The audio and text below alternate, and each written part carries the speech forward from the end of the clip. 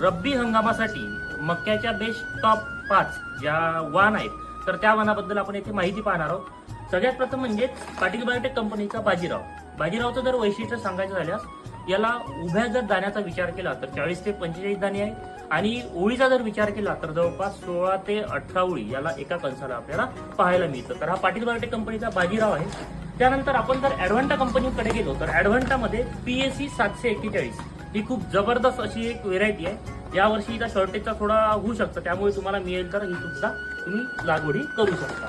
त्यानंतर ॲडव्हान्टामध्ये जर गेलो तर ॲडव्हान्टाची दुसरी जात आहे ती म्हणजेच ADV 757। तर ही सुद्धा एक खूप चांगली अशी जात आहे, तुम्ही हिची सुद्धा लागवड करायला काहीही हरकत नाही।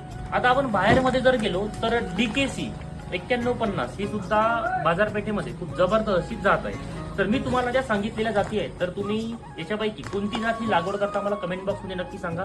याच्या व्यतिरिक्त जर तुमच्या मार्केटमध्ये जर चांगली जात जर भेटत असेल तर त्याची माहिती मला कमेंट बॉक्समध्ये नक्की सांगा। माहिती आवडली असेल तर जास्तीत जास्त मक्का उत्पादक शेतकऱ्यांपर्यंत शेअर करा। धन्यवाद।